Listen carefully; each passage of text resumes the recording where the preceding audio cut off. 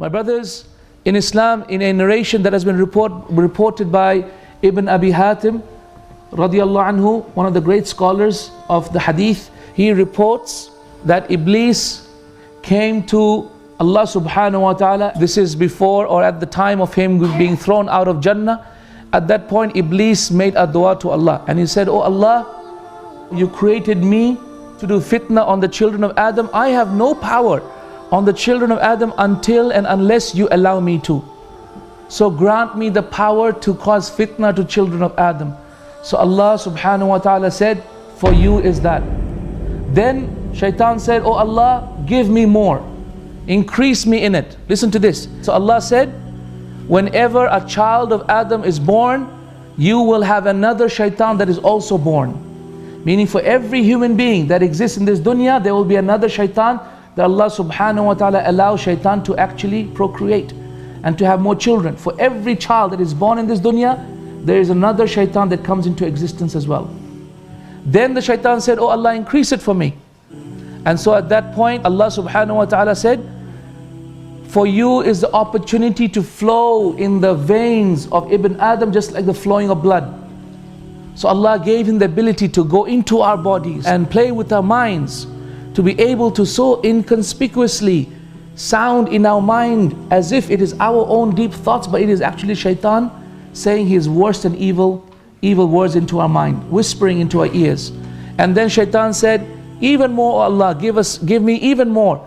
And so Allah subhanahu wa ta'ala revealed the verse, and "O Shaitan, gather your forces, gather your armies, gather your khayl, gather your horses of fire from Jahannam, gather them all, and gather your men, gather the shayateen, which are the knights of the Shaitan, and go and create your hamla, your war upon humanity. وَأَجْلِبْ عَلَيْهِمْ بِخَيْلِكَ وَرَجْلِكَ, and go and destroy them with your forces of evil. Go and attack them. وَعِدُهُمْ, and promise them everything under the heavens and the earth." And then Allah says, وَمَا يَعِدُهُمُ الشَّيْطَانُ إِلَّا غُرُورًا. And whatever Shaitan promises you, it's nothing but a mirage. It's nothing but a dream. It's just facade. It's fake. It's nothing but a lie. So in this hadith it continues, and it says that Adam alayhi salatu wasalam heard this dua of Iblis and came to Allah subhanahu wa ta'ala and said, "Ya Rabbi, you have given Shaitan this much power and authority over me, so what will you give me, Ya Allah? Give me something." So Allah said, "A child of yours will not be born in this dunya except that I will send two angels, not one Shaitan, but two angels that will constantly protect him from the evil of the shayateen." And that's what Allah says in the Quran. He says, "Lahu mu'aqqibatu min bayni yadayhi wa min khalfihi yahfazunahu min amrillah." What is that verse? It says that for every single human being are two interchanging angels, one in the front, one in the back, that preserve him from the command of Allah. Meaning what? We have 5 angels at any one time. Shaitan has one enemy, but we have 5 at any one time.